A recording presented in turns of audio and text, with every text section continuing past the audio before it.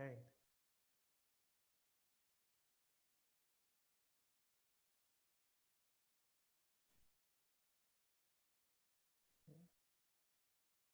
We're going to wait. I'm going to give a few more minutes.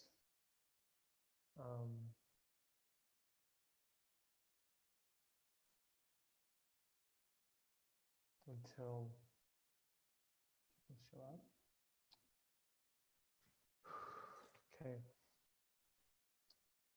I have to admit, tonight I'm tired. So,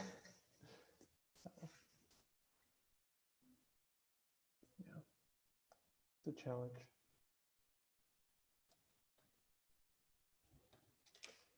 And usually I have like 2 screens set up, and today I forgot the adapter. So I have like one computer logged into Zoom with like the Q&A, and then one computer where I'm going to like go through the lecture and like go through the exercises. But I have like 2 computers, laptops open, and I don't know, just the different setup is a little overwhelming. Okay, I'm going to begin. Okay, great. So I guess especially with this class, because I feel like a little bit low in energy, feel free to ask questions, and I don't know, that will, I guess, introduce like a level of energy to the class that I hopefully won't fail to bring, but I don't know. Okay, so class 5. So we started to talk about typography, and I want to focus on typography a bit more because typography, or really mastering typography, want to master typography is really the cornerstone of visual or graphic design. If you learn how to fine-tune your eye and fine-tune, let me just turn this.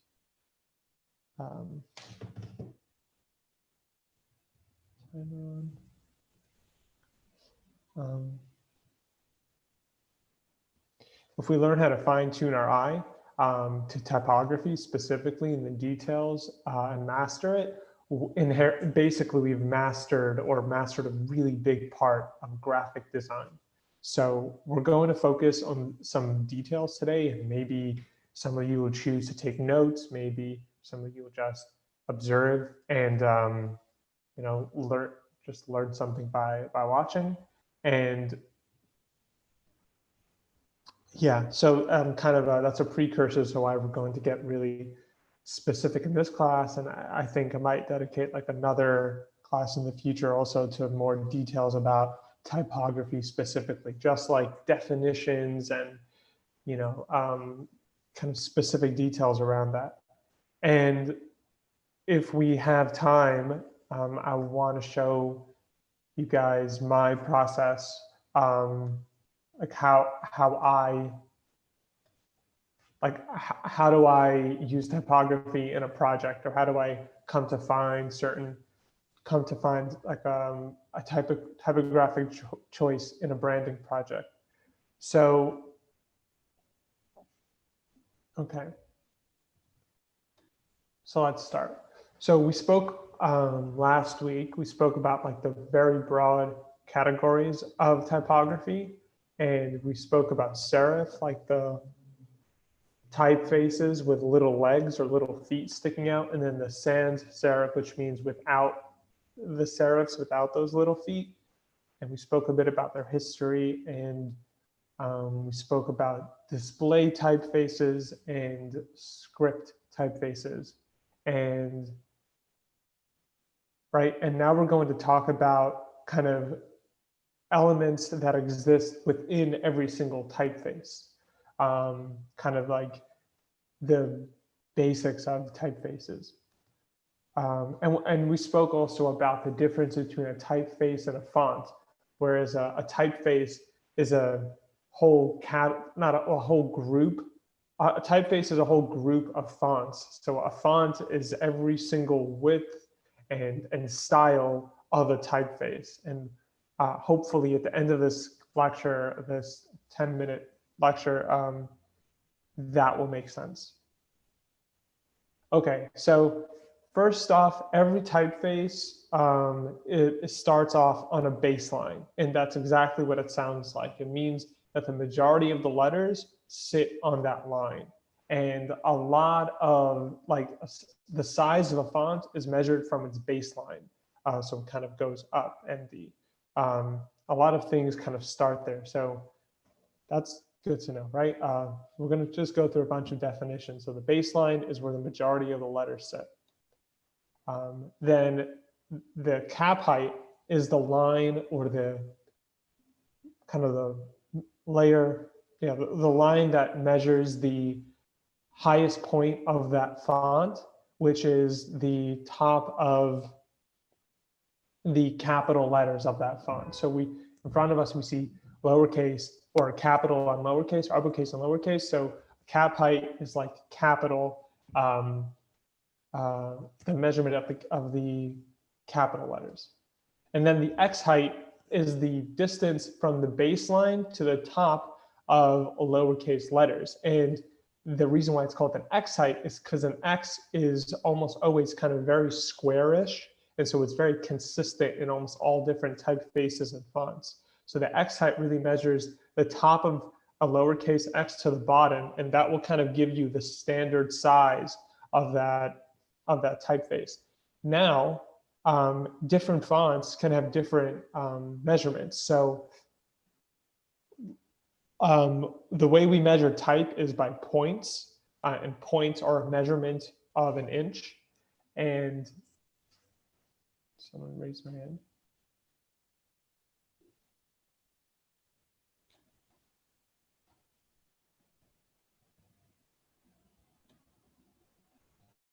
So Judith, it would be, I like your question. Can you ask it in the Q&A?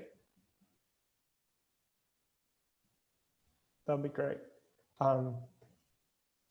Okay, so for example, I'm sorry. Okay, for example, the capital letters of a font could be really tall, and then the distance between the cap height and the X height will be very, very large, right? And the X height is a key kind of characteristic for telling if fonts will go together, because fonts with similar X heights, and we'll talk about how we can find that out. The fonts with similar X heights usually look good together. They usually have kind of a similar visual language. So Judith asked, do you usually create your own fonts? So after this lecture, I hope you realize that creating your own fonts, especially ones that look really good, is very hard. And there are designers who their entire careers are built around designing typefaces. I have designed maybe 2 fonts, but they're very funky and very like rudimentary and mostly just for fun. I don't use them for anything, but it's very inexpensive and very easy to make a font based on your handwriting, or even make a very basic font, a font based on shapes. There's a font making program, I forgot what it's called, but I think it costs like $50 flat, and then you can make as many typefaces as you want, and like they're downloadable files. You can like give other people these fonts, and they can use them on their computers. So I guess it's a fun way, like an interesting way to have fun. So these are the basic kind of dimensions of a typeface and a font. So let's talk about the characteristics of every single typeface. The first thing we have is called, I'm going to start from the left, moving to the right. We have a descender. A descender is a part of a typeface, a part of a letter that hangs below the baseline. And that doesn't happen all the time. It can happen with a lowercase g, for example, right? This double story G, that the bottom of it kind of hangs below.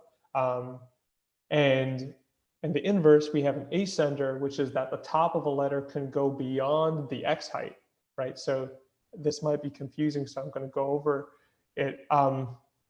the cap height is where the capital letter stops, the top of the capital letter reaches, and the X height is where the top of the lowercase letter reaches.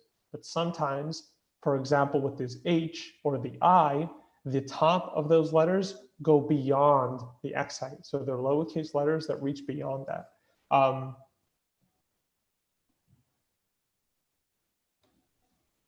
And that's great, Judith.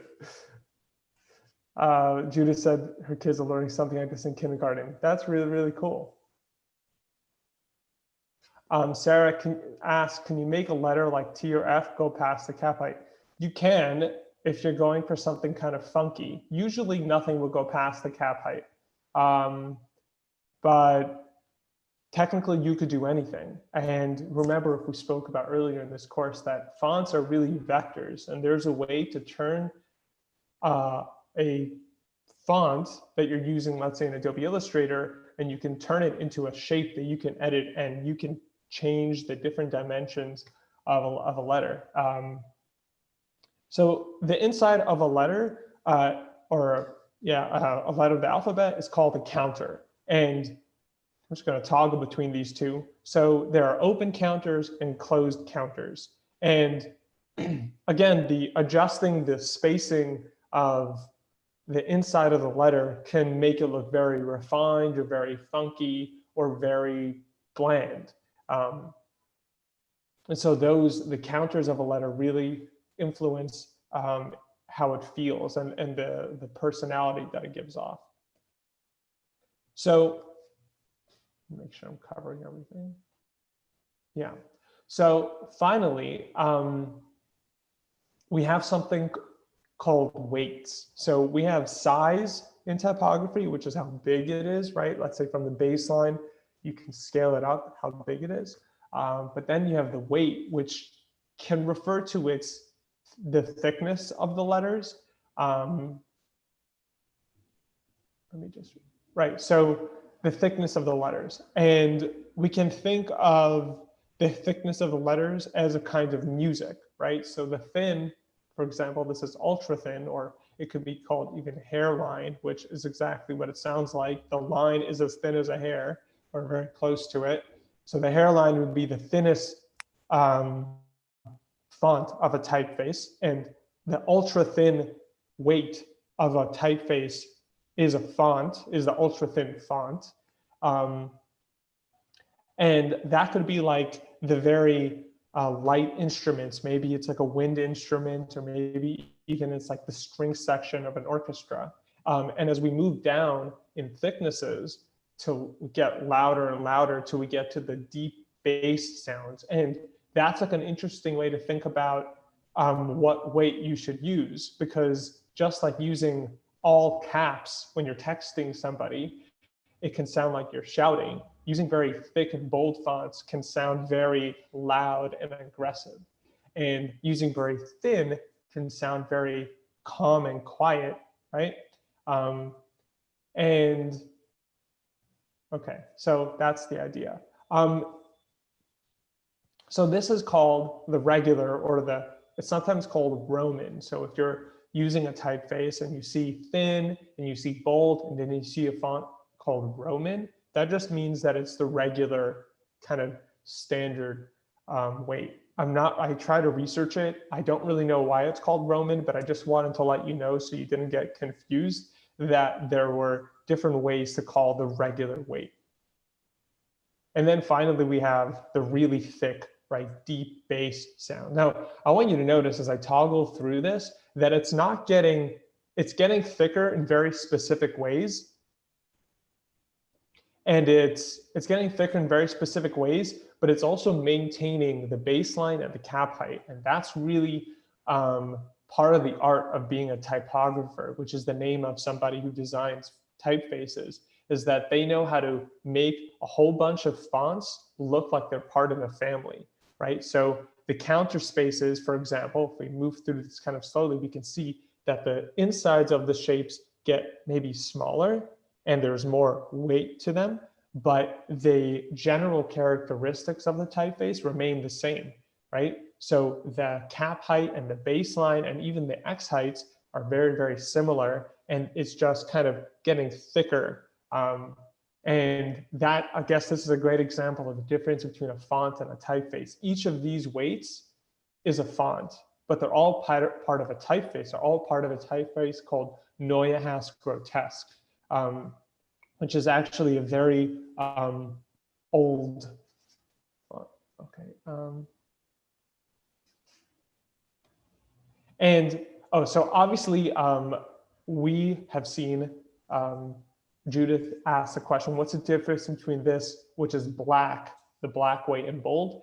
I'm just showing you like the extremes. I'm showing you the thinnest and the heaviest, and then the middle.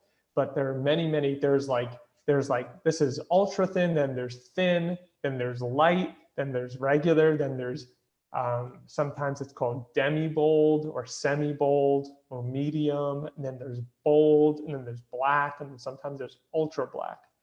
And then finally, just one more kind of another font that could appear in a typeface is Italics. Italics is really just a font that's tilted slightly to the right. And there's something very important to know here. It's not just tilted like what we could do in Illustrator. These are a lot of times Italics is a font that's designed to look good when it's tilted. So in Illustrator, we could take a word and then tilt it on our own inside of Illustrator, but a lot of times there are going to be visual inconsistencies there. And what we're seeing here, this Italics, is it was designed to look good and to look part of a family, a part of a typeface, even when it's slanted. And so there's something to know there. And I didn't show this here, but when a typeface, when a font is just slanted and then included as part of a typeface, it's called oblique. Oblique literally just means slanted, and that's because that's all that happened. It wasn't really designed to be slanted. It was just slanted inside. Does that make sense? Is that a little confusing? So there's Italics, which is like a higher level of design to it, versus oblique, it's just a slanted version of a regular font.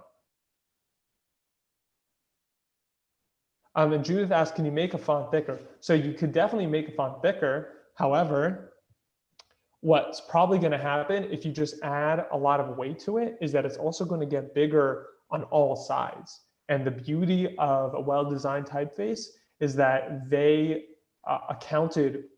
added weight without changing the font. So technically you could actually do this, or you could recreate this in Adobe and go through all the different weights. But by adding weight to a font on your own, just by adding a stroke, right, and making the outline very, very thick, adding an outline and making it thick, you are just going to have kind of like an obese, pudgy font.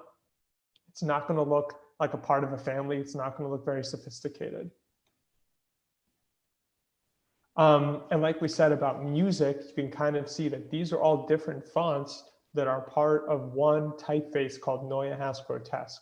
And we can see the black and italic, and every single font has a italic font to it, right? And then there's display and there's text, and that's because there are fonts designed to be used on kind of smaller sizes, and then there are fonts designed to be used in really big sizes. And there are very subtle changes to the parts of each letter in each font to make it look good at its intended size. And this is actually from the days when they used to do this by hand, that they didn't have the ability to just make a font bigger or smaller on a computer. You had to own that physical size of the font. If you wanted a really big, type a really big word on your poster that you were making by hand, you had to have that font, the pieces of that font, like with you so that you could do it. And if you only had small, then that's it. You could only have small. So as time went on, they designed the really big ones to look good at really big, and the small ones to look, small fonts to look good really small. So I guess when we use a typeface, we can be mindful of what its intended use is for. And finally, there's this like analogy that I read that kind of like shoes, right? Depending on what where we're going, that's how we'll choose what shoes we're going to wear. So if we're going to a wedding, there are certain kinds of shoes that are appropriate, but maybe we want to wear shoes that are appropriate for a wedding, but we also want them to be comfortable. Or maybe we want shoes for dancing, so we bring another pair of sneakers to switch from our dress shoes or our formal shoes into our dance shoes, right? And so typography is similar in that we have to know what we're trying to do and what we're trying to give over and where the design is going to live. And that's going to inform what fonts we choose. And just like we probably don't love the idea that we are going to be wearing the exact same style of shoes as somebody else. So too, like with typefaces, as we like get more and more comfortable as designers, we get to choose, I'm going to go with this typeface that's a little less used right now, simply because I want kind of that visual novelty, right? Okay, so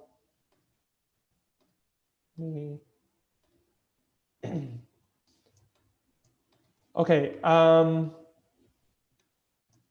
what I'm going to do, I'm going to open Adobe Illustrator.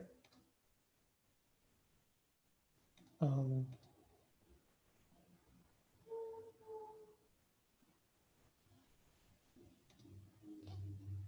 right.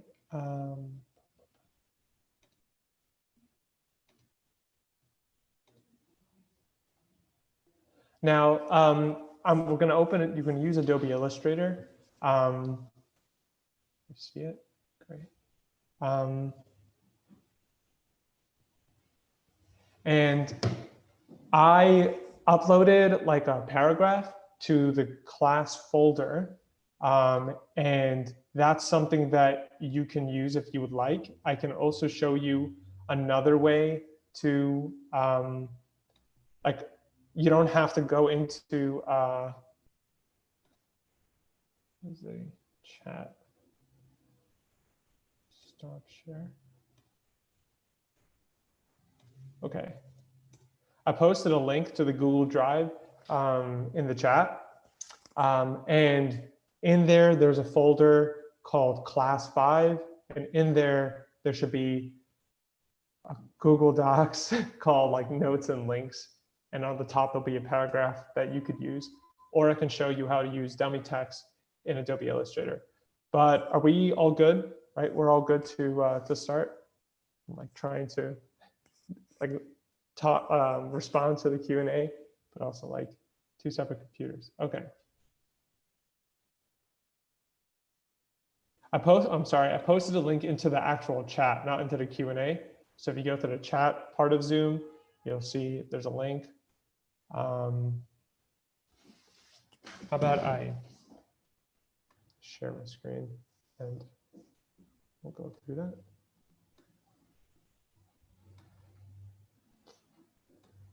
Right, so you see, do you see this? I don't think you do. Well, all right, I'm going to open this folder. This is a folder I was using, but if you want to use your own folder, questions. Nothing on the chat. Okay. Are you sure? It says, oh, okay. Okay, I think you should see it now.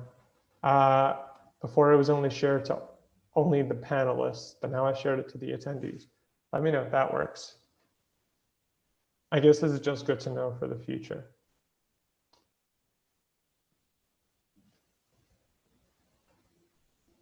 Let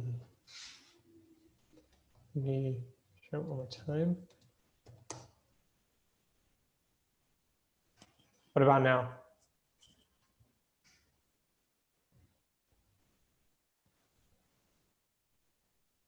Okay, I just reshared it. I can reshare it. They're exactly the same link. Yes. I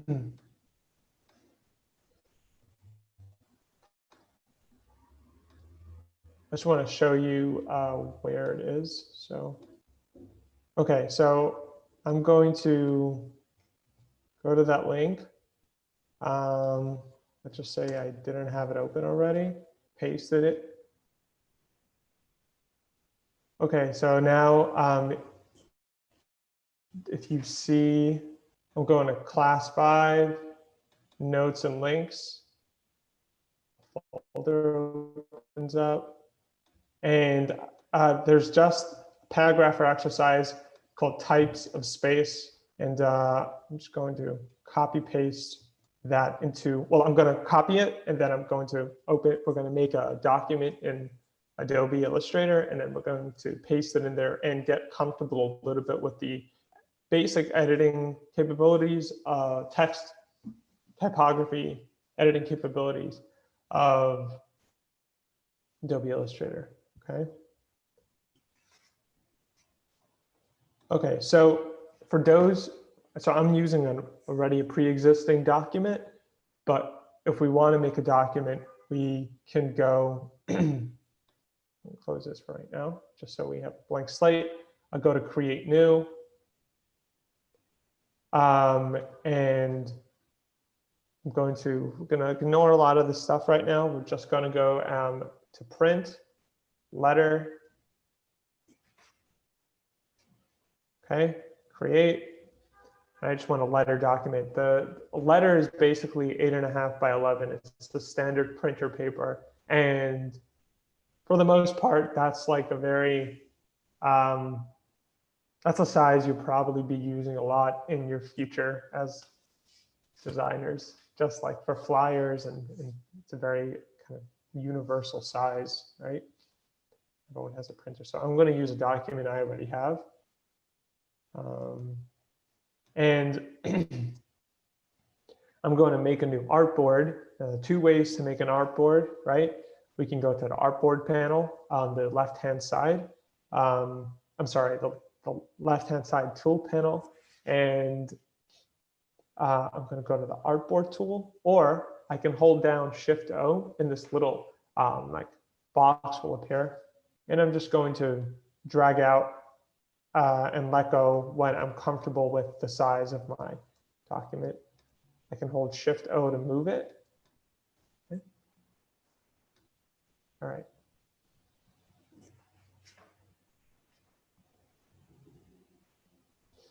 Okay, so the first thing I'm going to do is I want to copy paste that my text into Adobe Illustrator. Now you probably already did that, and what you probably saw was that, right?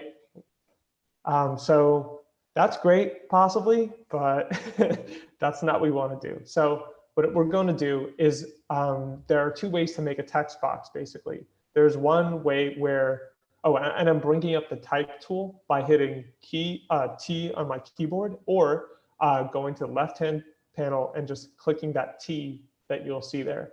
And then we have this little typing thing come up. Just want to make sure everyone's on board. Great. So there are 2 ways to make a text box. First is you just click and a text box appears, or you can click and drag. And what that will do is, well, let's see what will happen, right? If I try to make my first text box bigger, it's fixed. It's a fixed text box, and it will stretch any of the type that's in there. If I try to make my other text box bigger, we see that the bounds get bigger, but the content, the typography inside of it stays the same. So they both have uses, right? For example, the first kind of fixed text box is great for titles or very short pieces of type. But the flexible text box, which we make by using the type tool to click and drag, kind of like we were making a rectangle, gives us the opportunity to kind of create this space for typography to live without it being disturb. Um, and what you see in front of you, this is called dummy text. Illustrator will automatically kind of put this dummy text in your text box just so you know where you made it, right? Because if there was nothing in there, then you wouldn't be able to find it if, let's say, you got distracted with something. So they just kind of put it in there. And if you want to edit it, you just double click. Or you could scrub over it, kind of like what I'm doing. I'm starting my cursor in one end and just dragging up to select all of it. Or you can just double click, or you can use Control A. So there are a couple of different ways to kind of select all of your text within a text box. So I'm just going to, if you kind of see that motion, it's hard to describe it, but I'm scrubbing up. And the way we paste is we do Control V. So Control C is Control Copy, and Control V is Control Paste. And so with all my text selected, I can just hit Control V and it will replace that. Okay. And I wanted to show you one more thing about the text box. Let's say I make it a little smaller right now. So I just made my text box a little smaller, and I'm zooming in by pressing Control+, but you can also zoom in by using your magnifying glass on the left-hand panel. If you lost your artboard, it might be two reasons, I think. I'm not exactly sure what's happening on your end, but you may have deleted it, or you may have scrolled way past it, and the way to find it again is to hit Control-0. That usually should work. That means that it's kind of like zooming to 100% of your artboard. Let me know if that worked for you. Okay, so what happened here is that I made my text box too small for the typography in it. And so this little, that's really small. This little red box with a plus inside of it is letting me know that, hey, there's, I think it's called overflow text, right? Which means that the text is continuing on beyond the bounds of your text box.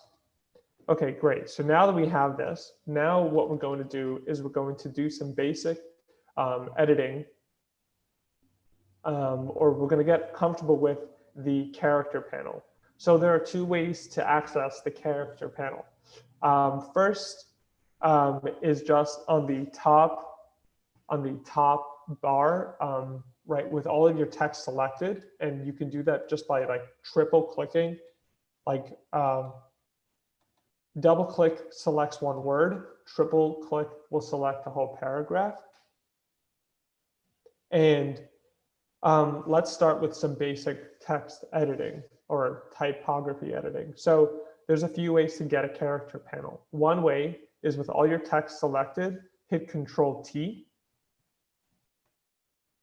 Okay, that can pull up your character panel window.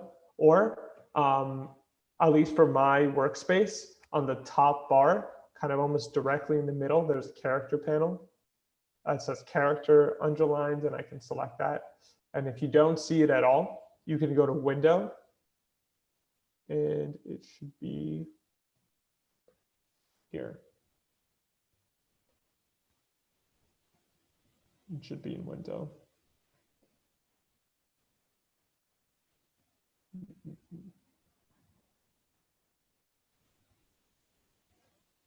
Type, there we go. Okay, so Window, scroll down to T, Type, and then Character panel, and that will pop up. So we have a bunch of different options, and I want to walk us through it. So starting at the top of the character panel, we have kind of the typeface. We have the typeface like window, and we can scroll and pick a typeface. Right, and you may not see the same thing I have. That's because I have different typefaces installed, and some of them are really ugly. And I don't know, let's just say select that, or how about this?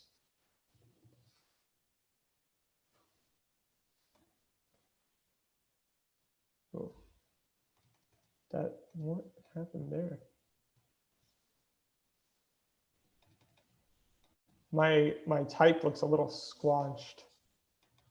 Oh, I did something to it. Okay. Let me fix that. Okay. What in the world?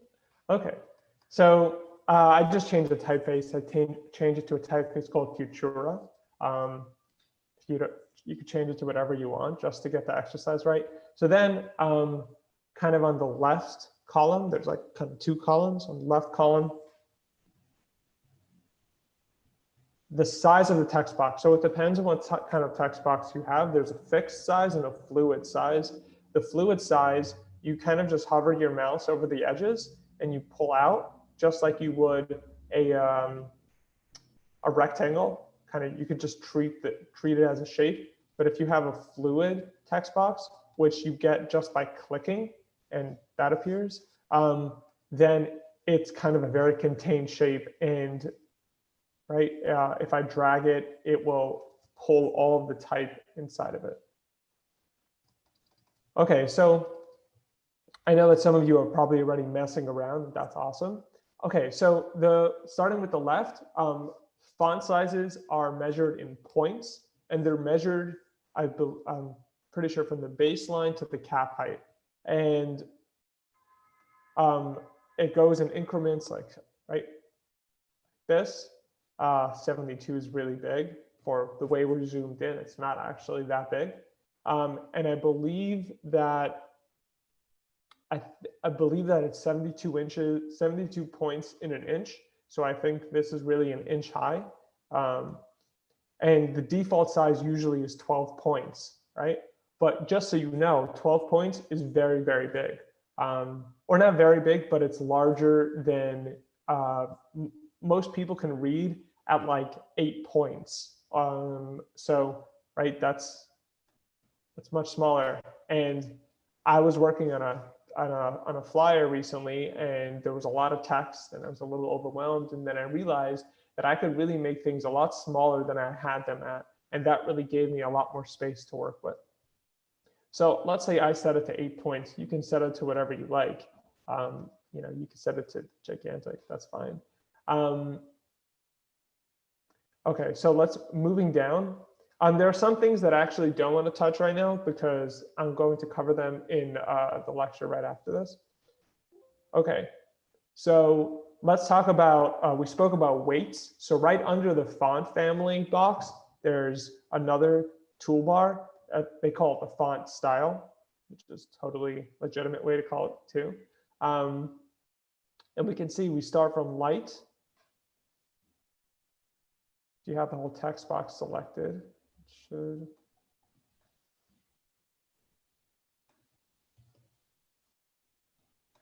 Set it to the same. Okay, great. If I select the entire text box, then it will change everything within the text box.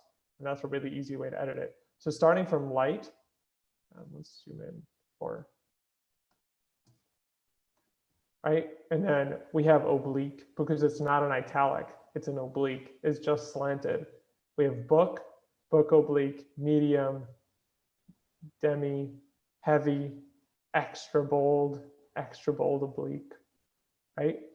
And just so you know, if you know the company Nike uses a version of Futura, extra bold oblique. I think it's extra bold condensed or something. And right, this is a sans serif typeface, meaning it's without serifs, and it has a very clean look to it. And also, if you kind of zoom out, you see a lot of circles, right? A lot of the D is very circular. This is because this font was based on geometric shapes. It's very geometric. And another thing to notice, this is fine if you don't have it, it's okay. Another thing to notice is we could see that another thing we can notice is that the space between my T and my Y is very, very tall, right? And someone asked the question, can you have your F, your lowercase f, like, can you make it longer? that's very, very tall, right? That's a lot of space. It's not very, it's not a very short font. Let's say that. Someone asked a question where I am. I'm just showing some characteristics of a typeface that I have. You may not have it, but I can actually show you how to download it. Hopefully I will at the end of class. And I just want to show you some of the characteristics that we spoke about, how they exist and how they influence our font choices. Okay, so a couple of other things I wanted to show you.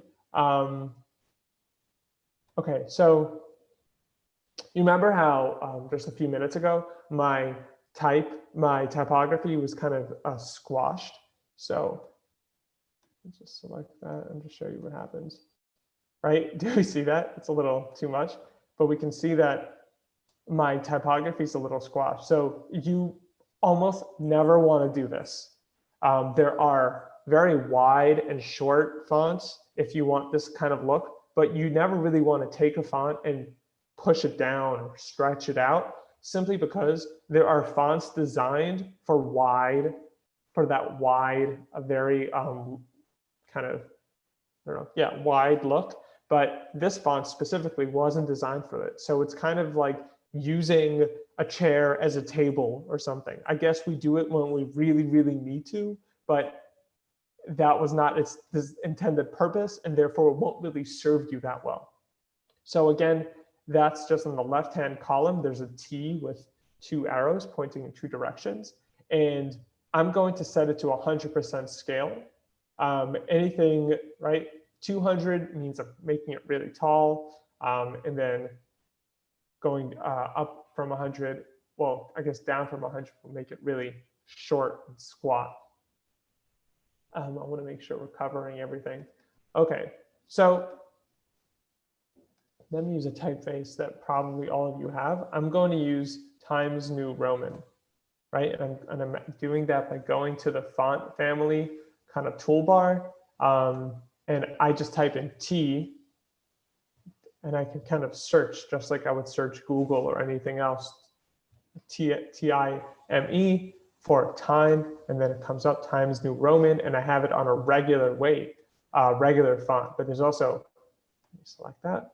There's also italic, there's bold and bold italic, right? But we're going to start with regular.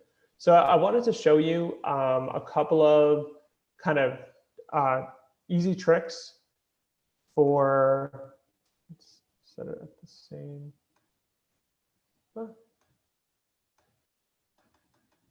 Right. Why it's doing that? Okay, so I'm setting everything to the same size. So I wanted to show you a couple of tricks to introduce a hierarchy and importance to our typography and the words that we use. And we're slowly going to build on this till we get like more and more complex with how we can design things, right? So we're gonna start with this. So I have my text box selected, okay? And I'm going to double click on the title. And for me, the title is types of space. And let's say you have it it's part of the paragraph. So all you have to do is put your cursor next to the E, that last E of space, and hit enter. And in Adobe programs, enter creates a new paragraph, right? So that means that you can edit these separately. And you can see when I triple click on my paragraph, the types of space title isn't selected. So that's just an easy way to know. There's other ways you can just kind of select everything by moving your cursor over it. And that's also a totally legitimate way to select your type. Okay, so the first rule, the first kind of rule of creating a hierarchy, creating a clear kind of importance of first, second, third, is we're going to double our point size or double our font size or type size. And I'm going to show you how to do that obviously you can just imagine if I have it at 8 points, then I'll make my title at 16 points. Okay. Should really be at auto. I don't know why it's not going there. Okay. So I set it at 16 points, and already we can see that there's a difference. There's a title and then there's a paragraph, right? So that's really simple. A really quick way to kind of, if you're going to change the size of a title, just double it first. So whatever the paragraph is, double it. The next thing is to skip a weight. So I'm going to actually copy it because I want to kind of keep all of my different ways of creating hierarchy together. So now I'm going to select my title again, and this time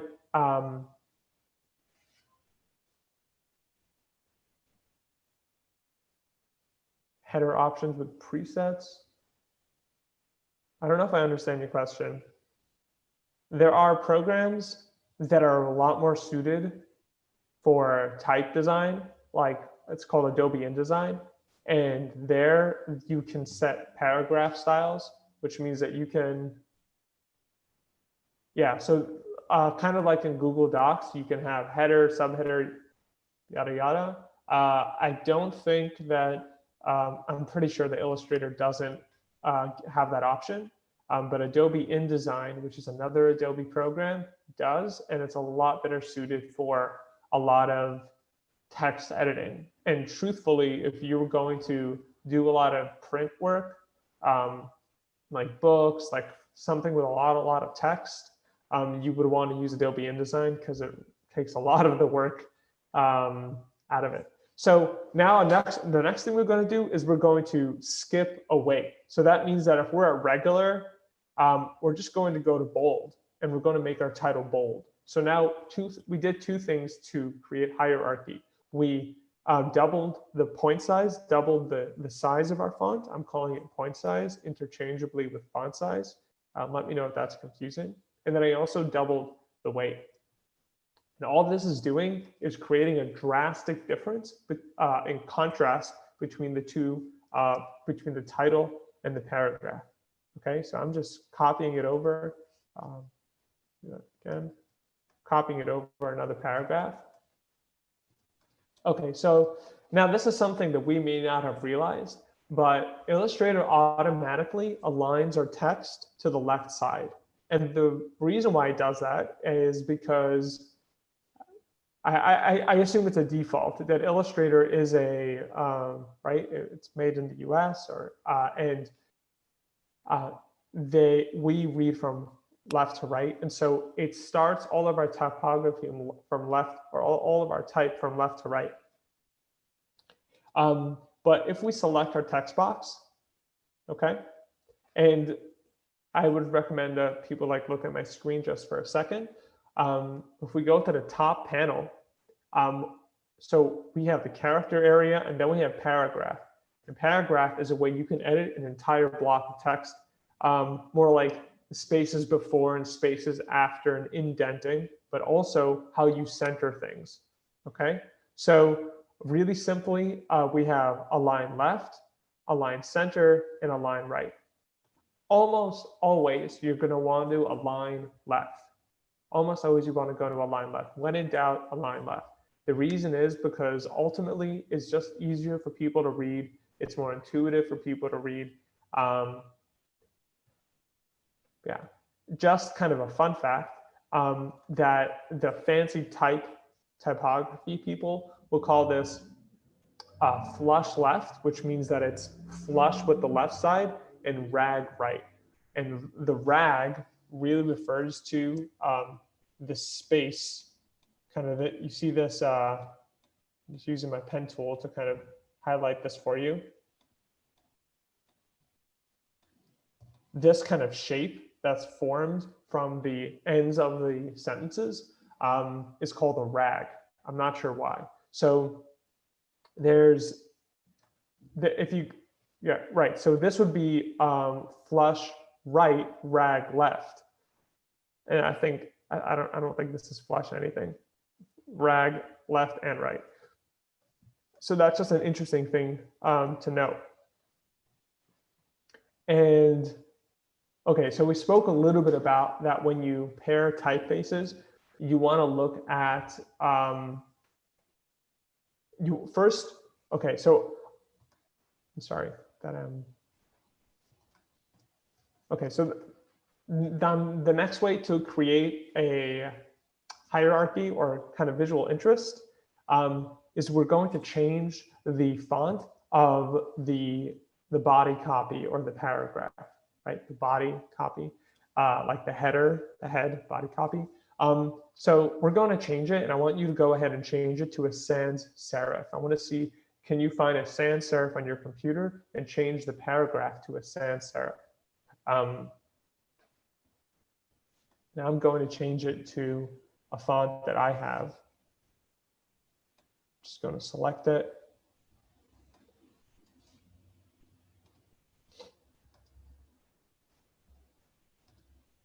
Okay, so I changed it to a sans serif.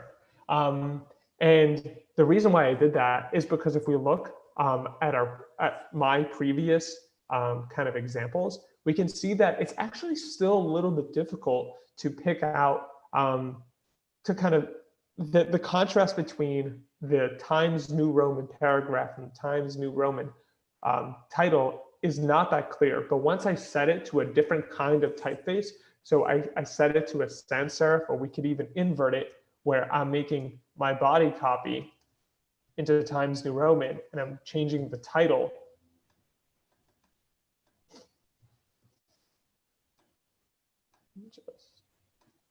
to a sans serif, we see a lot more of a difference, right? And we also want to skip a weight. So if my paragraph, I'm just speaking later, so medium, so go to bold. Okay, so now we've doubled the font size. We've skipped the weight. So from regular, skip medium, go to bold, and we've changed it from a serif to a sans serif, and we inverse it, right?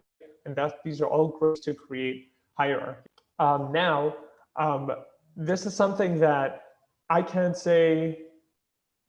Someone asks, how do you get to that toolbar? I don't know what that toolbar is. Sorry. If you're talking about the control panel, then you want to go to Windows, scroll down to where it says Type in the Windows panel on the top left, drop down, and then you want to go and click Character, and that will hopefully pop out something called the Character panel.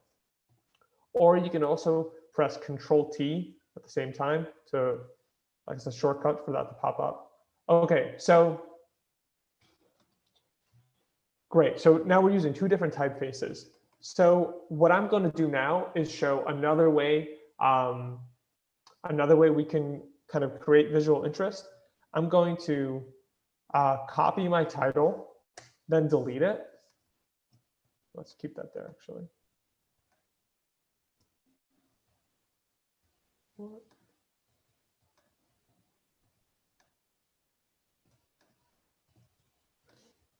Copy my title, then and then copy. Okay. Oops. So what I'm doing is I'm pulling out my title from that text box, and I want to have it on a rigid text box.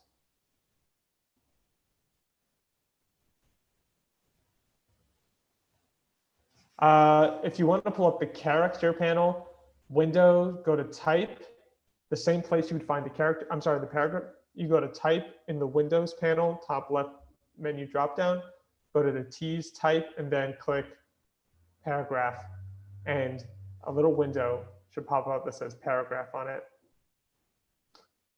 Okay, that should work. Okay, so now another thing we can do to create visual interest is we can align the title and the paragraph on the same axis, which means basically on the same, imagine there was a line that the title and the paragraph were hanging from, and we want to align them both. Okay, so do that, we could kind of eyeball it, or I hope I'm not, I've been trying to like limit how many new things I'm teaching in each small section. but I want to show you a really cool trick. And if you can't follow, that's okay for now. I hope to introduce it later. But there's an align tool. Right, so we'll go to Windows, go to A and click Align, and a little panel will pop up with all of these different boxes. And I'm not going to go into exactly what they do right now, but we're going to, it's kind of like the Pathfinder tool where if you hover over it, it'll tell you what it's going to do. So horizontal align left, align center, and we're going to align to top. And now what we have is we have the paragraph and the title next to each other. And we have this kind of very clean, right? Very clean kind of layout where we have a title, paragraph. Okay. Was everyone able to follow that? Do we have any questions about that?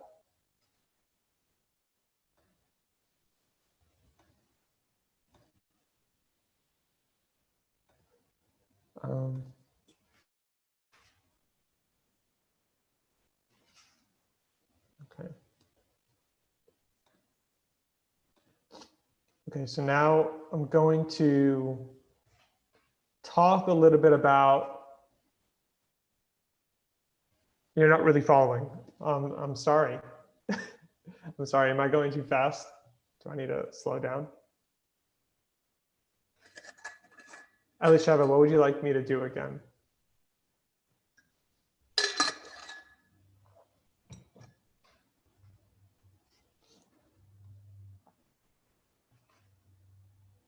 Aligning, okay, sure. I can show you how to align. It's very easy and it's a great tool. Everyone can definitely. So let me just not align it first. Okay, so I know that's a little confusing. I wasn't really planning on teaching it, but then I realized like, hey, this would be really great. So that's my bad. The way we can align things, and I'm just going to go the really analog way about this. I'm going to go to Window. I'm going to go to A, and then I'm going to click Align, and that will show me the Align panel. Okay. And then I want to select the objects that I want to align. Oh, and you don't see it. Sorry.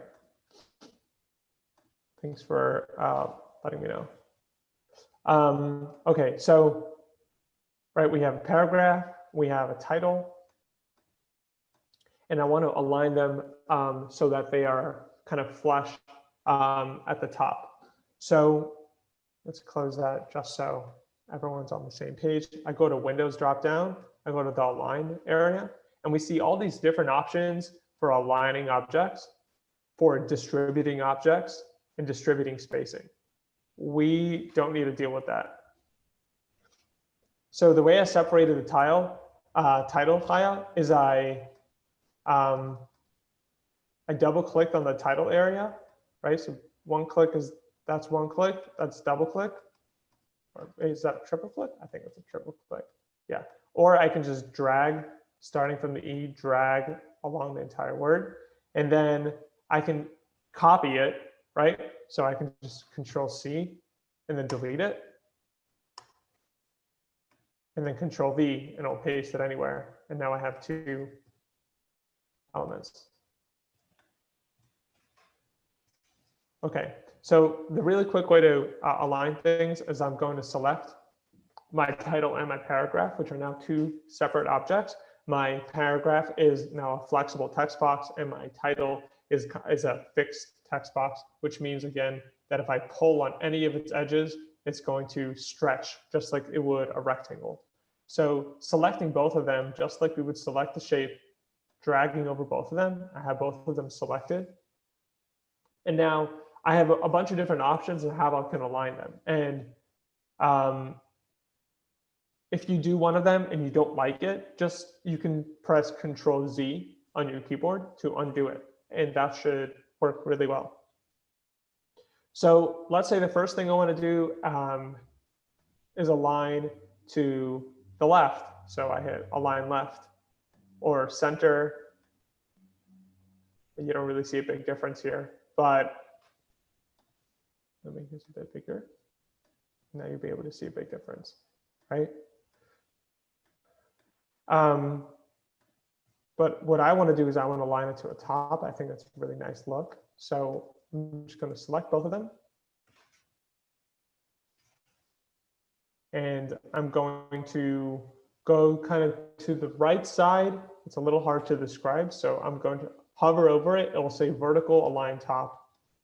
And that's what I have. Did we get that?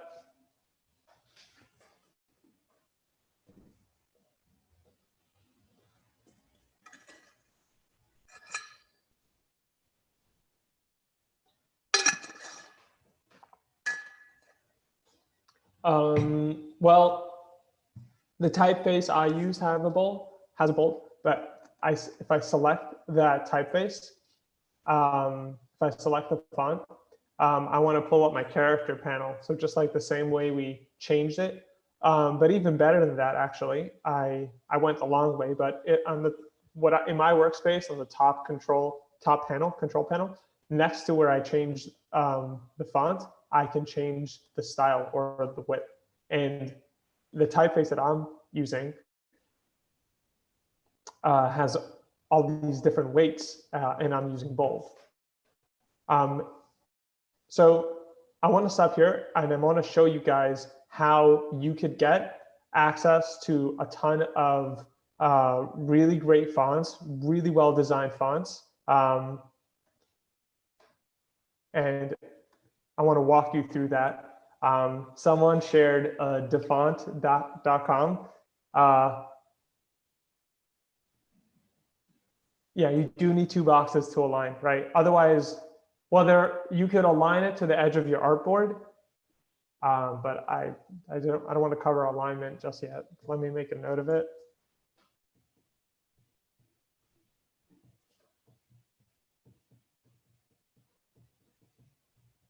Okay, so someone mentioned Dafont. You could use Dafont, but if you're a fancy designer who uses well-designed fonts, then you don't use the fonts. I definitely used it when I started. I had no idea what I was doing, but over time, you kind of notice that like there's a level of quality that's kind of comes through with well-designed fonts. So first, fonts are really lightweight pieces of software. So if you're aligning and goes to the edge of your artboard, there's a way to fix it in the alignment box. And maybe I'll remind me, and maybe I'll run through after this.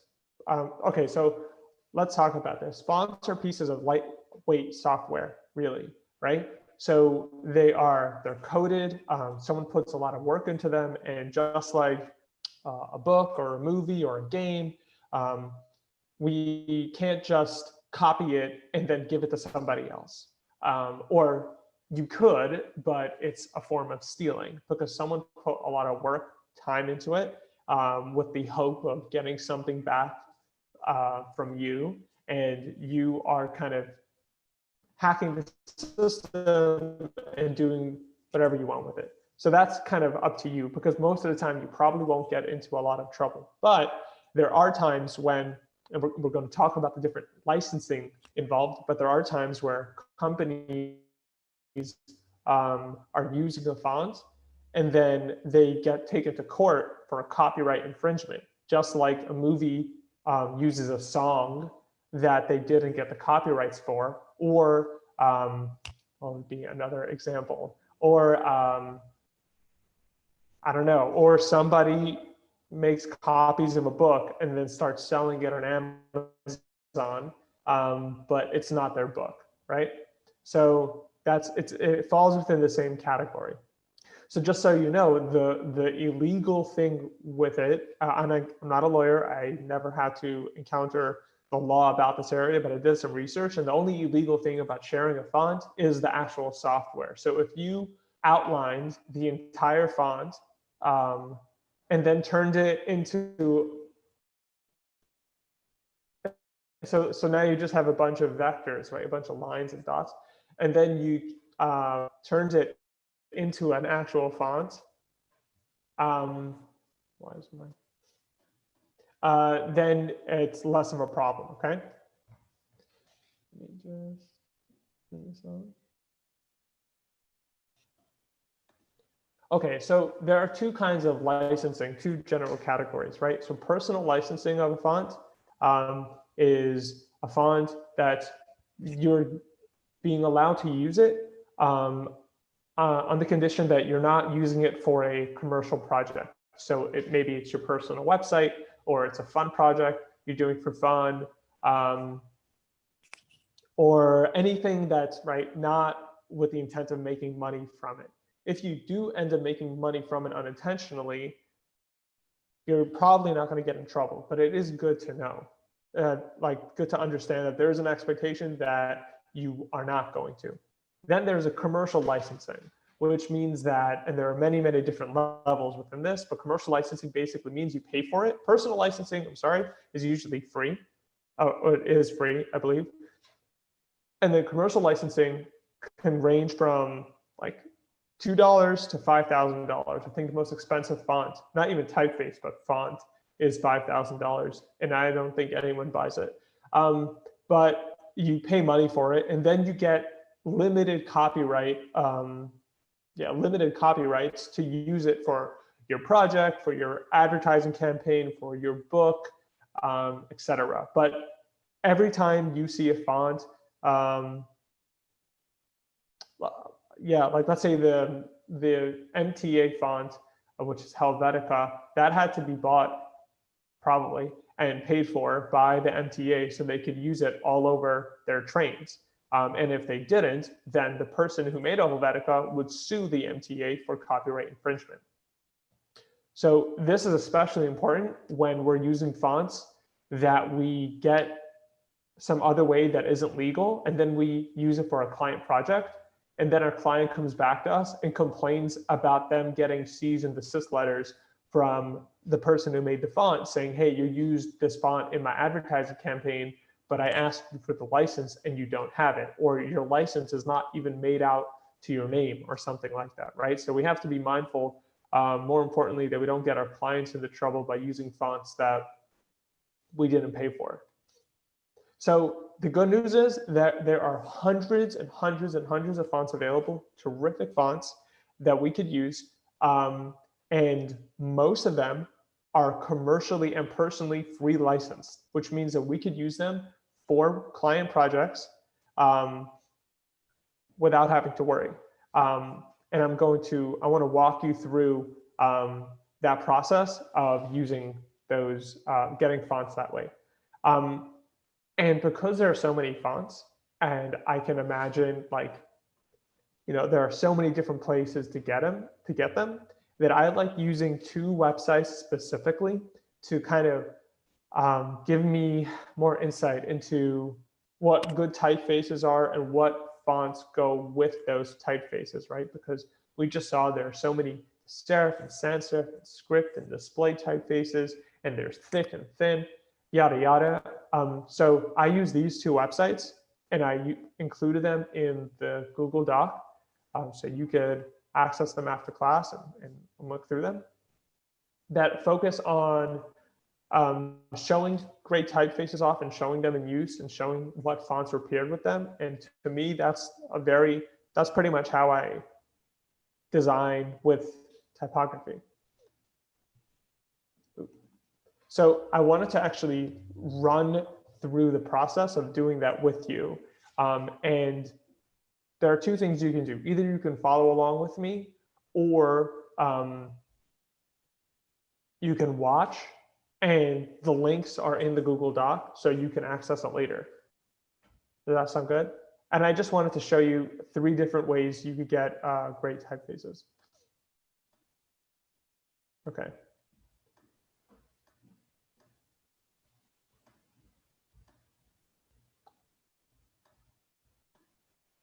Okay, so the first way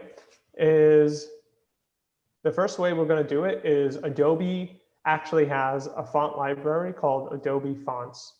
And that is a terrific resource mostly. First, it comes free with your Adobe Illustrator subscription. So you're actually getting access to like thousands of dollars worth of fonts that you would otherwise have to pay for if Adobe didn't pay for the rights for you, or like, yeah. So that's really awesome. Another thing is that there's no downloading required. It automatically syncs with your programs. Sometimes there's a bit of a lag, so maybe you have to restart your Illustrator for a font to be activated, but that's a terrific thing. So the first thing I'm going to do is I'm going to go to Adobe Fonts. Okay, I'm going to adobefonts.com, or you can Google it, fonts.adobe.com, and we're presented with this the screen. Okay, and I'm going to go to the top left where it says Browse Fonts, because, well, I actually do know what I'm looking for, but I kind of want to show you this interface really quickly. Okay, so they have a ton of opportunities, or a ton of different ways for you to explore different kind of fonts, right? Different styles over here, and you can click them, and clicking any of these will show you a whole category. Now, I kind of want to run through this a little quickly. So I'm going to tell you what to type in, and I'm going to help you activate that font. Let me just make sure. And because I want to go to 2 other websites and show you how you can get fonts from them as well. So we're going to type in Neue Grotesque, and it will autofill for you, but I'm going to spell it out so you don't have to look at my screen. That's Neue space HASS, and we can already see that it comes up, Neue Grotesque. Okay, it's loading. Okay, now for me, it's already loaded, right? It says all fonts are active. But all you have to do, right? So we see all these different kinds of fonts, and you can activate each font individually, or I'm going to go and activate all of them, display and text. And now I have, how many fonts is this? I'm not sure. But now I have this whole typeface available on all of my Adobe applications. I can even use it on other programs. I believe I can. Yeah, I can use it on other programs as well. Not like Google Docs or anything like that, but if you had other kind of editing software, I think it would be available. So that's really the whole process. That's the whole process. You type it in, you click activate, and it activates. And then, you know, my Adobe Fonts would be on the right-hand side. It's loading, taking a long time. I have a lot of fonts, and I can deactivate each font individually. Great, and you can activate as many fonts as you'd like. I'm pretty sure you can. I don't ever remember being limited. The only thing is that consider that it does have to sync every time you open your computer or open the program. So you don't want to have like 200 fonts activated. You want to go and deactivate certain fonts that you're not using anymore, just to speed things up. Okay, great. So the next thing we're going to do is we're going to go to Google Fonts. And you can just type in Google Fonts into Google. It'll come up. And Google Fonts also, oh, and I'm sorry, I didn't mention it. Everything in Adobe already has a commercial and personal license. So you don't have to be worried about using any of these things on Adobe for client projects, which is like amazing. So if somehow Adobe Fonts isn't enough, or maybe you don't want to use Adobe forever, like maybe you want to give up your subscription at some point, Google Fonts is also really, really great place to get personal and to get fonts that have a personal and commercial license, both cleared for you. So there are really a lot of fonts, and I encourage you to explore. But I want to run through like kind of a demonstration. So I'm going to go to the search bar at the top left. And I'm going to type in DM space sans. Okay, and a font is going to come, so it's DM space sans. Okay, and I just click on it and it shows me all the different styles. I can select a specific style I want to download, or I can download the entire family, the entire typeface, by going to the top. Someone raised their hand, just give me 1 minute, okay? Go to the top right, and I click download family. Boom, it's downloaded. Now I actually want to run through the entire process of installing a font on your computer. So I'm going to go to my, delete that,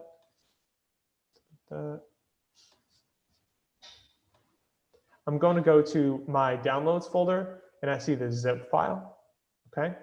You don't have to follow along with me, but what we want to do with a zip file is that the items in a zip file aren't actually editable.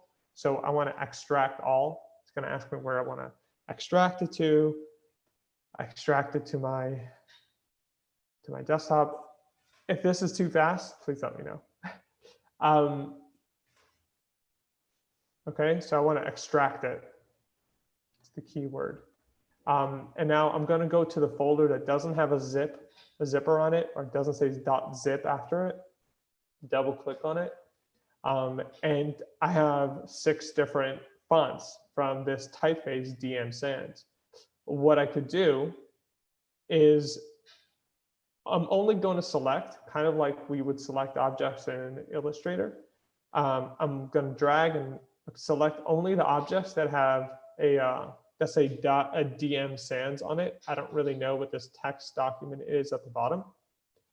I'm going to right click with all of them selected, and I'm going to click install.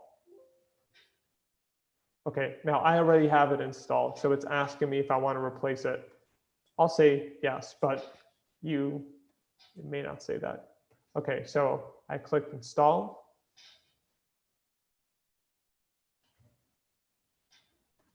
And that's it. That's the whole process of downloading from Adobe Fonts and Google. Somebody had a question.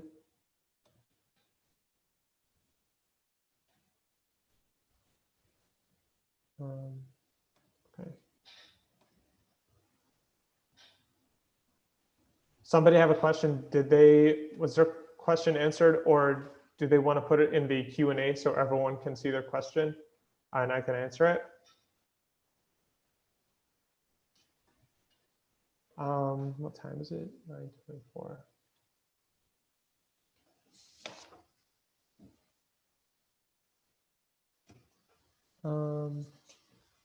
Yeah, someone did have a question. I'm going to chat. Okay, great, awesome. So was that clear for everybody? Is there any like problems people are coming across that I might be able to help with? Oh, right, yeah, I forgot. You only see your own questions in the Q&A. Yes, so someone asked, you can use Adobe and Google Fonts both for commercial purposes as well. I'm like almost 100% sure. I double checked before class. Obviously, I'm not a lawyer or copyright lawyer, but I'm pretty sure they both come with personal and commercial licenses. And you can always check it by the license.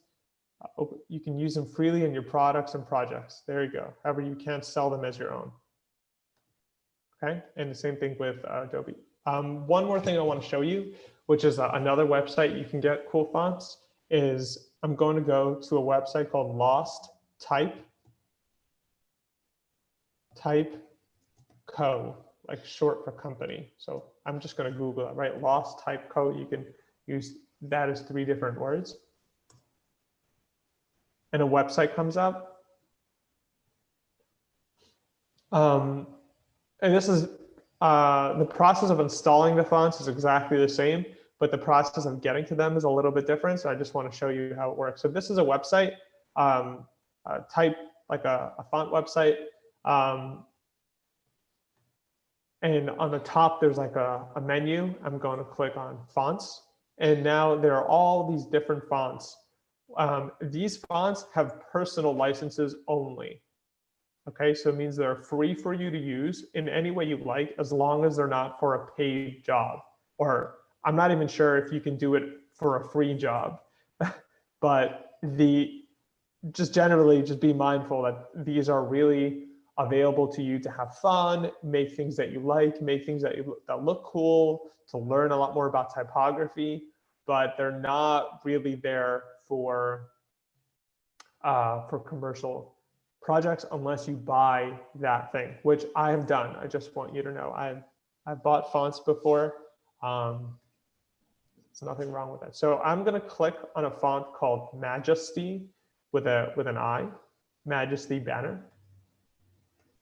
And that takes me to this page over here. It tells me a little bit about the font, about the designer. And the licensing, okay, so it's not exactly free. They don't say it's free, but it's a personal use. You could pay what you want. You could pay $0. You could pay $300. Commercial licenses, if you see over here, cost $55 for 1 to 5 users, which is a whole thing, like how many, right? Because when you have a commercial license, you're allowed to share it, but only within 5 people. And I think that's how it works. Okay, don't reference my opinion. Don't share fonts if you buy them. I'm not a lawyer. Okay, so I'm just going to type in 0 and download. And then the process is the same for how you download things, okay? So everything on this website called Lost Type Co, Lost Type Company, Lost Type Co, co-op, is pay what you wish. So it could be $0 for personal licenses, but not for commercial licenses. That link is available in the yes, you cannot use it for commercial purposes if you didn't buy it.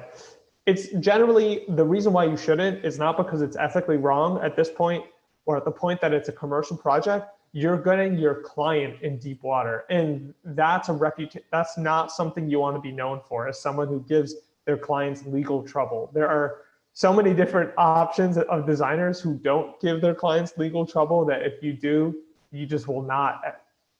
I mean, no one will prefer to work with you. So it's better if you really like a typeface, if it looks really great, if you think you'll use it a lot, consider paying for it.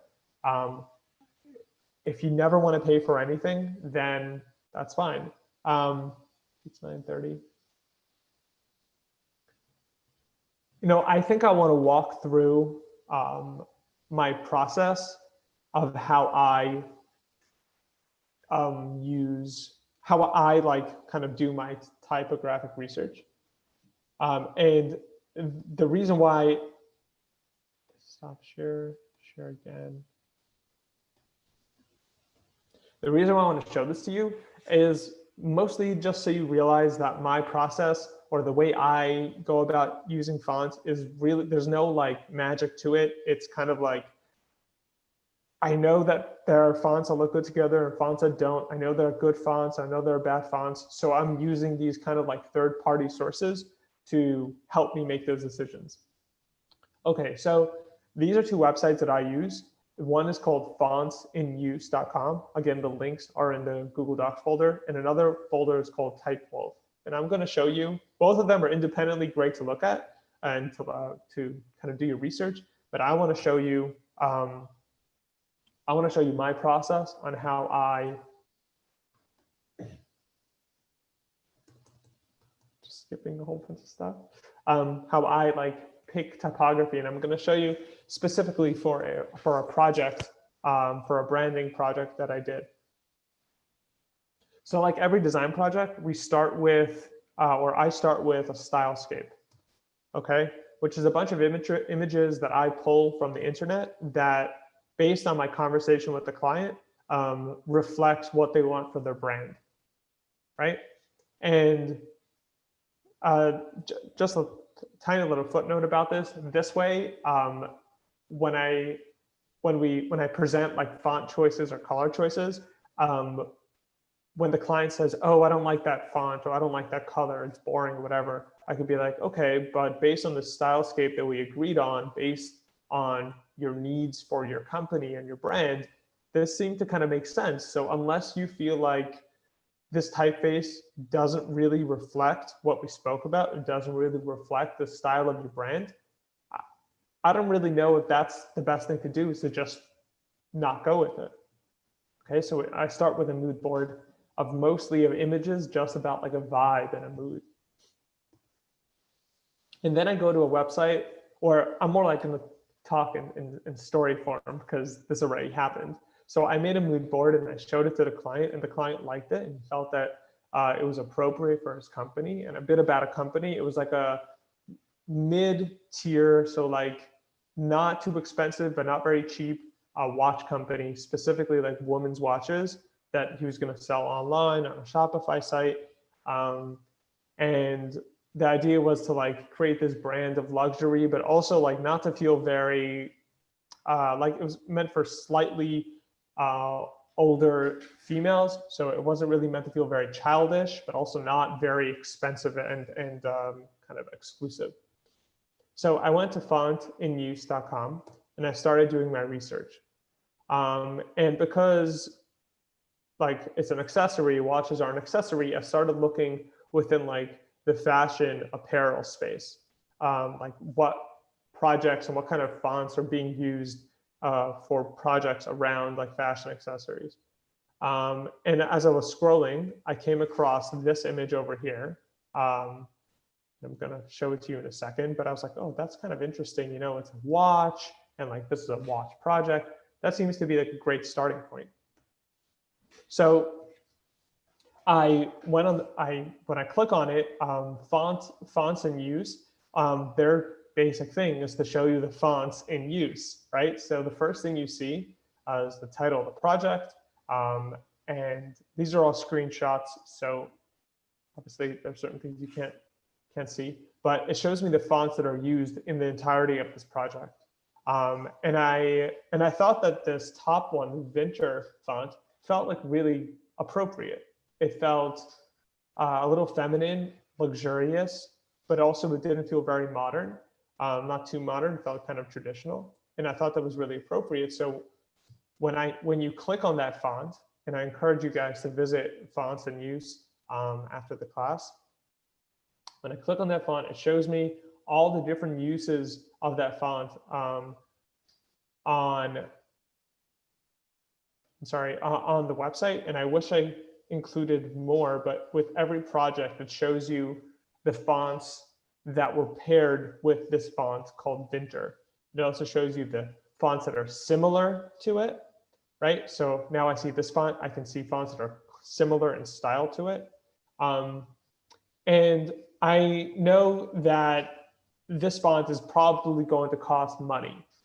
If it costs $50 or 100 or 500, I don't know. But I knew that I didn't want to spend money on it. I wanted to get it from the resources I had, which is Adobe, the Adobe library. So what I was looking for was, how could I get a font that looks similar to Vinter, but not like I already have the commercial license paid for?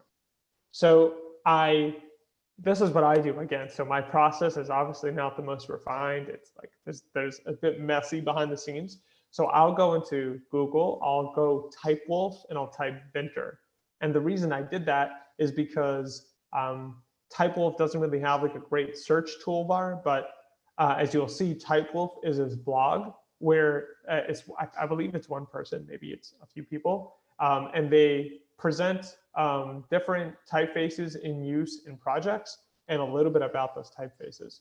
So anyway, when I Google the name of the font that I want and I search Typewolf, it pulls up a page, right? Vinter font combinations and free alternatives by Typewolf. And then when I click on it, it takes me to the Typewolf blog page, tells me a bit about Vinter, the link to get Vinter and probably pay for it, similar fonts, and also it shows me the closest match in Adobe Fonts, right? So this is all going somewhere. This is all going somewhere, which is that you could probably find a similar looking font to anything you find on the internet probably on Adobe. And if you can't, then look for a different font. But almost always you will find something that already has a commercial license covered, personal license covered. There's no reason to get in trouble, but also no reason to really spend a lot of money on fonts that are terrific and awesome and have been used by, all the big agencies. So, and these are all links. If you can see, there's a little beige underline. I really wish this was more zoomed in, but a Minerva Modern. And then when I click on Minerva Modern, it takes me to the Adobe website and I see a font. It's very similar. And that's what I ended up using for the branding project. Okay, great. So let me see what we want to do today.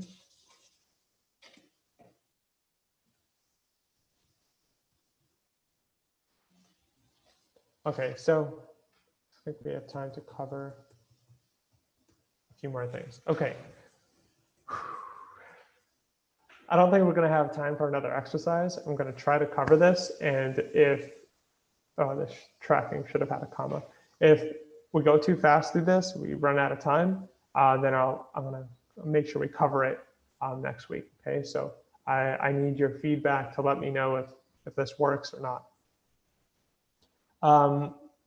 And at the end of it, I want to kind of present the project to you guys, a project that you could do at home, and you can share it with me, and maybe I'll make like a class folder or something so you can upload the work you do at the end of this project. And so it's not homework because I don't feel comfortable. I don't feel comfortable assigning homework. Judith, I would love to show you how to download, to activate fonts on Adobe. I could do that. Maybe I'll do that in a few minutes. So I just want to make sure we cover this. But before class is over. Okay, so let's talk about kerning, tracking, and letting. Okay, so kerning, tracking, and letting are basically all different ways to describe the space in and around typography. Or more like around typography, around the letters. So the first thing is called tracking. Tracking is fairly simple. Tracking is about adding space evenly between a bunch of letters. And I think we only have time to do it next week, but I'm going to show you how to do that in the characters panel. And if you want to try to figure out how to do it, be my guest. But tracking is pretty much adding a bunch of space in between a bunch of letters so that we have this very spaced out word, right? I didn't individually move them. I just added a set amount of space in between it and it spaced it out like that. And kerning is the adjustment of space, or more like the kerning is the space between letters proportion to the space the letter needs. So that's kind of complicated, right? But versus tracking, which is an even, just adding a bunch of numbers, a bunch of space in between each letter. Kerning is about the detailed adjustment of space between each letter in relation to the other. For example, we can see this little ear of the G, right? If we, so this little ear of the G is asking for a little more space, or a little less space, depends on who you talk to, because of its shape and etc. It's like very high quality fonts. A person spends their time kerning every single pairing of letters together so that there is the space in between, the shape of space in between each letter is beautiful and refined and perfect.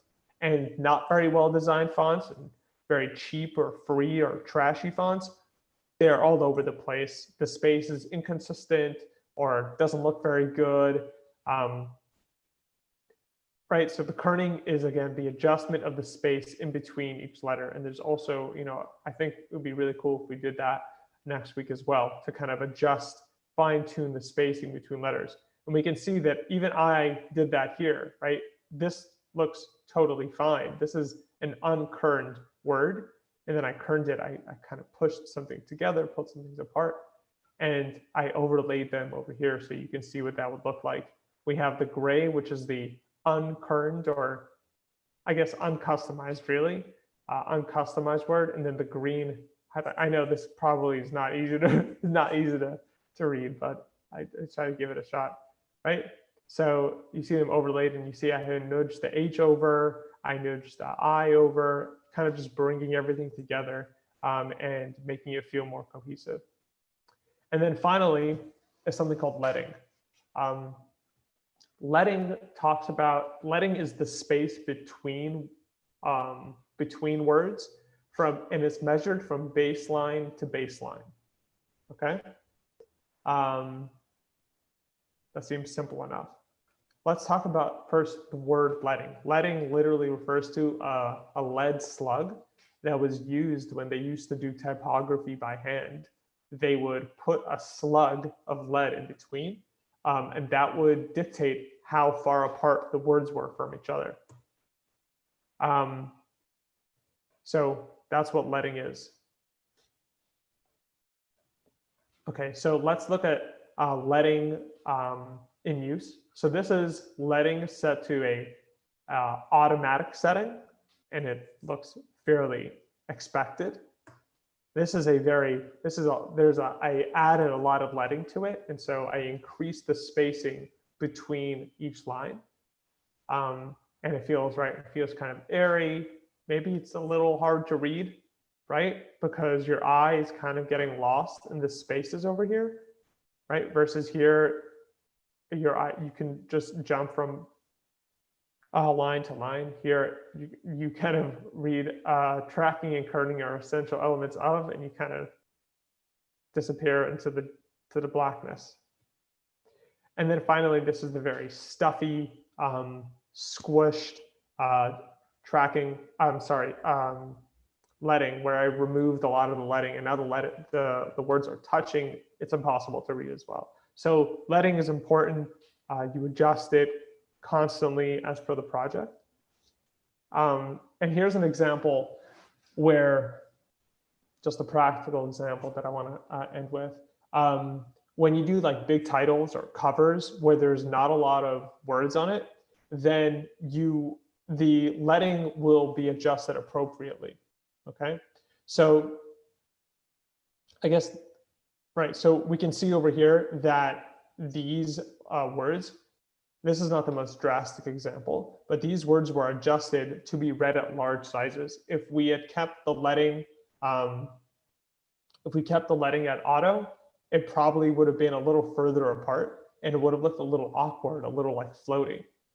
And let's just compare it to the inside of this book, where the leading is a lot closer together, and that's so it's not touching, right? It's kind of at a comfortable, maybe it's a little too close, honestly, for my taste, but this allows you to read from line to line without getting lost. Meanwhile, on covers, on posters, on big titles, it's not really necessary because the size itself will attract your eye, and so we could kind of pull it together a little bit and give it this like kind of block shape, you know. So if you blurred your eyes, you kind of just see the titles as blocks. Okay, so that's it. So somebody asked to show how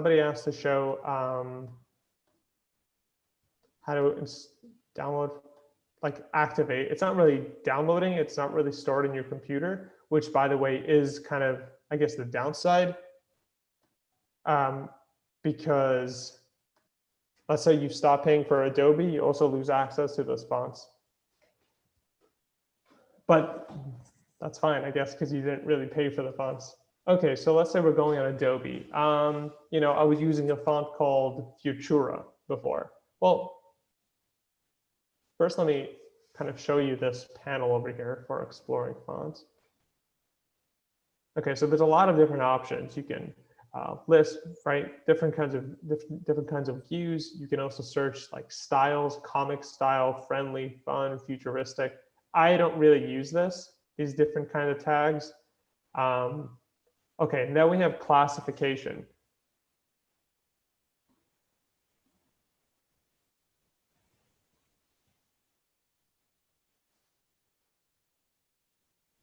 Okay. We have sans serif, serif, slab serif, which we didn't talk about, but if you click it, and I would like to cover it, but the specific kinds of fonts. But this is a kind of serif where the serifs are very flat and boxy versus if you go back to just serif, we see that it tapers off, right? Kind of flares.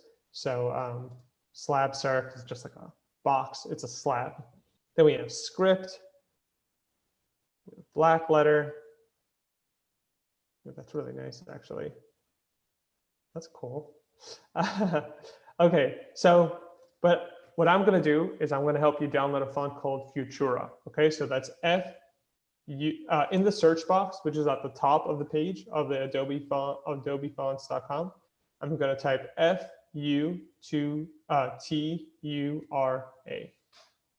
And one of the search results is Futura PT. That's exactly what we want. I don't know what PT stands for. I think like Futura is a really old typeface. I actually don't remember exactly when it's from, but they constantly get redone and kind of tweaked to be optimized for different uses. PT stands for Paratype, which is a company that designed this version of Futura. And I already have it activated, okay? But to activate a font, it's really, really easy. All you have to do is go to the right-hand area, and you're going to see a little drop-down menu that says Activate Fonts. And there are 3 different typefaces that they provide here, each with their own set of fonts. So we have Futura PT, which includes all of these different weights. And then we have Futura Bold, which includes, we can see actually a little number right next to it. It includes 2 different kinds of fonts within it, and then Futura PT Condensed. You could add all of them, and they're all added now. And it's just about toggling, and it installs and uninstalls. If you don't see it, you can't use it right away in Adobe Illustrator. You don't have to close the program. You can just close that project, or you can close the program and then reopen it. And sometimes that will allow it to upload and to start. And then someone else asked a question: how do you put something from Google Drive to a folder? Different kind of question. Well, let's see. We'll go to General Class Folder. Let's say I want to select General Links. I can right-click and move to. Well, actually, since it's, I wouldn't want you to move it. I would want you to make a copy. So I'm right-clicking, I'm making a copy. And now it says copy of general links. This way, when you move that folder, everyone else will be able to access it. And then you just right-click and go to move to, and then a little menu will pop up asking you where you would like to move it to. Okay, is there any questions that I can answer about what we covered today? And maybe, I know I was a little all over the place today, and I'm sorry about that. If we have any feedback about today's class, that would be great. Or you can email me.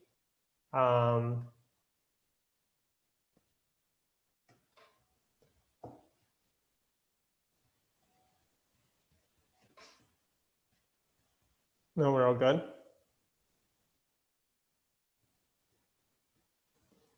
Oh, I remember something.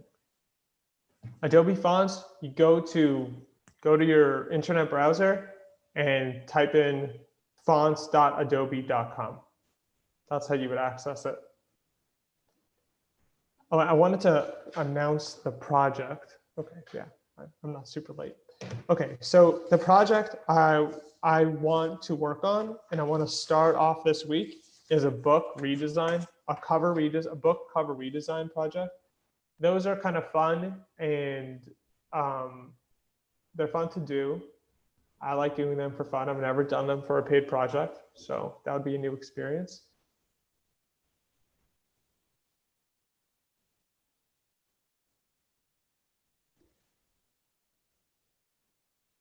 Someone has to go over the basics again. Sure, let's go over the basics. What kind of basics do you think we should go over? Let me know in the chat. Okay, so I want to talk a little bit about this project. For now, it's going to be really simple.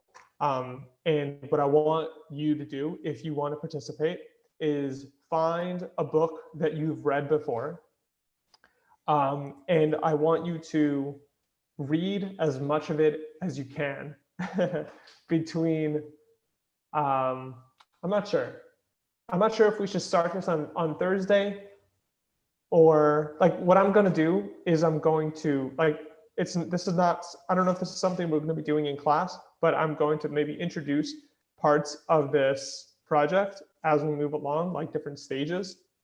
Yeah, I guess I'm not totally sure how to do it. If you have ideas, please let me know. Basically, what I'm trying to do is give you guys a challenging project. At the same time, that challenging project won't be required. Okay, so the first thing is a book cover redesign. It could be a fiction or non-fiction book that you've read, and try to read as much of it as you can. If you can't read the whole thing, maybe read the first chapter and the last chapter. If you can't do that, read the first page and the last page. And while you're reading it, this is the difficult part, to have a paper with you and to take some notes of ideas or themes that stick out at you. It can be things that you find really interesting. You could think themes that are really visual and really engaging. And just consider this like a personal project. So approach it in a like what do you find interesting? What do you find exciting? And that's actually pretty much it. Like try to get as many different themes as you can, on some kind of list, and that will be like the first step to approaching this redesign. Okay, does that make sense? Also, if you guys have ideas, because a big part of I think so far, I mean, we've done 5 classes so far, but your feedback has been really, really helpful into kind of like fine tuning how we run this. So it would be really great to get your feedback how you would like to participate in this project. Again, because it's not homework, we're not expecting anybody to do work at home outside of this class. So I guess share what you would find interesting. And the end result would be probably something where that you could put it in some kind of Google Drive that I could look at and give you feedback on it. Or maybe, I don't know, we can show it to the class and talk about it and kind of review it. And if you don't want to attach your name to it, maybe that would be the solution, right? Some anonymity.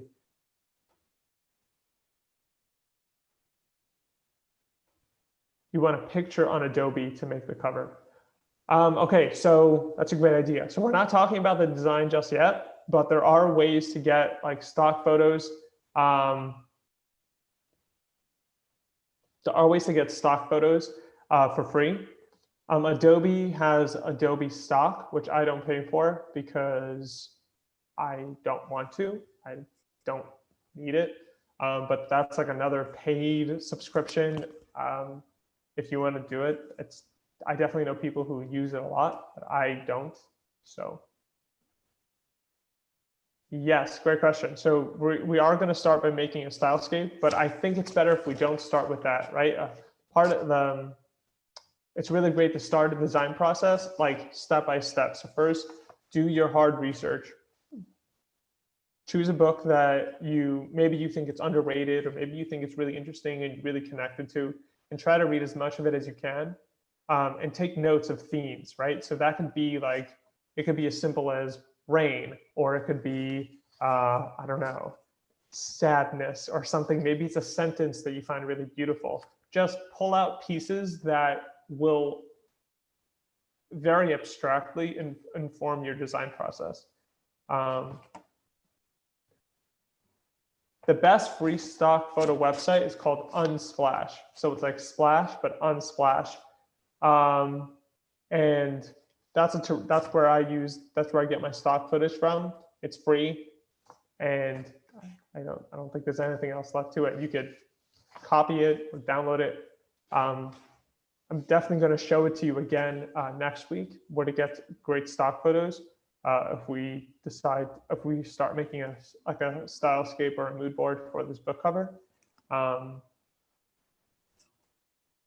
Yeah. Any other question?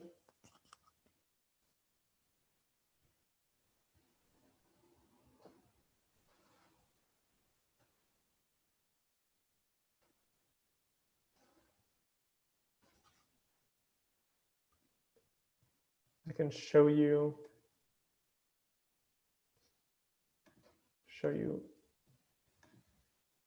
stock photo website. I just don't recommend, I just want to be clear, I don't recommend that you start making a stylescape or designing anything yet. It's very important. Part of the design process, is that you start, kind of like a pyramid. You lay the base, do your research, read the book, pick up themes, and don't try to design or fit what you're reading into that design. Just be open, and read it and enjoy it. And then the next stage will be another layer on top of that, another layer. There are quite a few steps before you actually start designing something. You don't need, someone asked if Stylescape pictures need to be licensed. They don't, unless you're selling the Stylescape, right? Unless you're selling the Stylescape. Okay, so just really quickly, I'm going to go to Unsplash. That's UNSPLASH.com. Freely usable images, right? And then there's tons of images. Rain. Type in rain, and I have this photo. Sometimes I just copy paste it into my project, but you can also download it. Different sizes you can download it in. That's really it. And then there's similar photos at the bottom. Lots of fun.